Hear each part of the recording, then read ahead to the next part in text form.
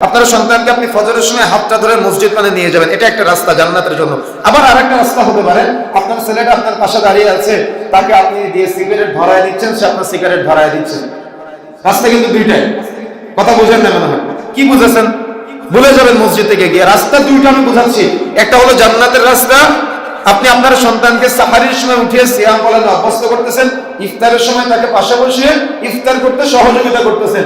আপনার সন্তান আপনাকে কেমন গায়রত দিবে, ইজ্জত করবে, সম্মান করবে। জুমার দিন আপনার ছেলেকে হাতটা ধরে আপনি মসজিদের দিকে নিয়ে যাচ্ছেন, এটা একটা রাস্তা।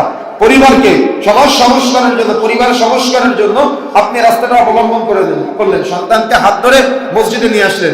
কিন্তু সেম একইভাবে আপনি আপনার সন্তানকে হাত ধরে সিনেমা দেখতে নিয়ে যাচ্ছেন, আপনি আপনার সন্তানকে হাত ধরে অমুক দেখা যাচ্ছে গান বাজনার আসরে নিয়ে যাচ্ছেন, অমুক দেখা যাচ্ছে বিভিন্ন মদের আসরে নিয়ে যাচ্ছেন, পাপাচারের আসরে নিয়ে যাচ্ছেন, এমন বিয়ে বাড়িতে নিয়ে যাচ্ছেন যেখানে চোখ দিয়ে তাকানো যায় না, এত অশ্লীল বেহায়াপনা আছে। কেন? একজন গায়রোধ যে বাবার মধ্যে ব্যক্তিত্ব আছে, ওই বাবাকে এই রাস্তায় সন্তানকে দেখাতে পারে না। কথা বুঝেন না মনে হয়? আপনি রাস্তা দেখাচ্ছেন যে আপনার সন্তান যত দিন যাচ্ছে বড় হচ্ছে, আপনি আপনার সন্তানকে সালাতে অভ্যস্ত করা দরকার ছিল 7 বছর বয়সে, কিন্তু আপনি এই রাস্তা থেকে দূরে সরে এসে আপনি আপনার সন্তানের রাস্তা দেখাচ্ছেন কোনটা? আপনার সন্তান দেখাতে 5 টাকা দিয়ে বলতেছেন যাও আব্বু সিগারেট কিনে নিয়ে আসো। আপনার সন্তান তো একদিন যায়, 2 দিন যায়, 3 দিনের দিন বলে আমার আব্বু কি খায় আমি একটু টেস্ট করে দেখি, কি তাই না? বিষয়টা এমনটা নয় কি? রাস্তা আপনার সামনে স্পষ্ট, দীপ্তিমান। এখন আপনি যদি বলেন আমার সামনে রাস্তা নাই, তো আপনাকে আল্লাহ জ্ঞান দেওয়ার পরেও আপনি আল্লাহর জ্ঞানকে অবহেলা করলেন, অবজ্ঞা করলেন, আপনাকে জবাব দেওয়া লাগবে কি আমাদের? কথা কি বুঝতে পেরেছেন?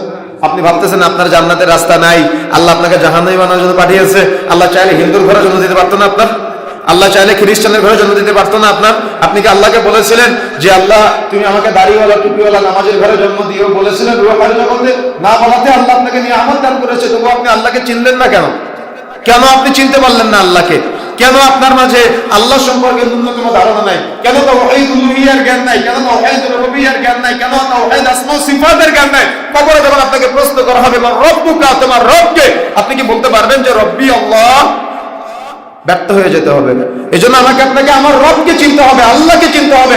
জান্নাতে যাওয়ার জন্য প্রথম নীতিমালা আমাকে আপনাকে কোরআন হাদিসের চর্চার মাধ্যমে অবশ্যই আমার রবকে চিনতে হবে, স্রষ্টাকে চিনতে হবে, সৃষ্টিকর্তাকে চিনতে হবে, মালিককে চিনতে হবে, ইলাহকে চিনতে হবে, পালনকর্তাকে চিনতে হবে।